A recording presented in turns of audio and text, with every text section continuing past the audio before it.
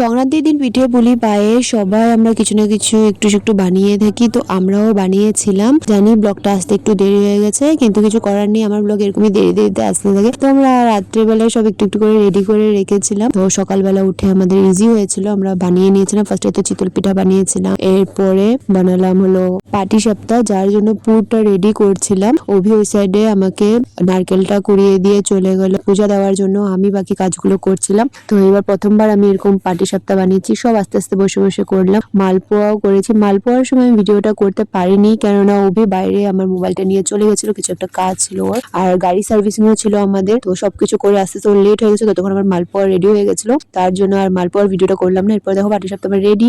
এরপর এখানে পায়েস বানানো হচ্ছিল, পায়েসটা অভি বানিয়েছে, কারণ ওর হাতের পায়েস আমার অনেক বেশি ভালো লাগে, আর ও বানায় অনেক টেস্টি করে। দেন আমরা কি করেছি দেখতে থাকো। হে ফ্রেন্ডস, দেখতে পেরেছো আমরা পিঠে সেটা বানিয়ে কমপ্লিট করলাম। এখন বাজে হলো 3:30। তো কি বলবো, সকালে 9টা থেকে লেগেছিলাম আর কি বানানোর জন্য, কেননা উত্তরতে একটু টাইম লেগে গেছে আমাদের। কি করব, এত ঠান্ডা ছিল, তো অনেক টাইম লেগেছে, আর অনেক কিছু বানিয়েছি, তার জন্য টাইম লেগে। আমরা দেখেছই যে কি বানিয়েছি।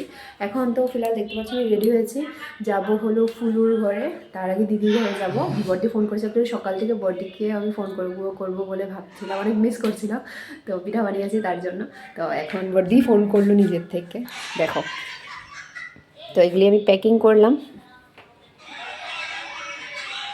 পায়েস, আর এটা ফুলুদের জন্য প্যাকিং করেছি, এটা দিদিভাই বর্দি ওদের জন্য প্যাকিং করেছি। এখন যাব একদম, মানে কি বলবো, শরীরটা অনেকই টায়ার্ড, অনেকই পেইন করছে সারা শরীর, কিন্তু উইকে একবারই পাই ছুটি, আর বছরে একদিনই আসে, তো কোনো কিছু গায়ে লাগছে না। যাবো বাস ঘুরতে, আমার শুধু চান্সই লাগে কোনোখানে ঘুরতে যাওয়ার, কারণ আমি ডেলি ডিউটিতে ঘর টু ডিউটি, আর ভালো লাগছিল না। তো অভি ওখানে শুয়ে আছে, মোবাইল দেখছে।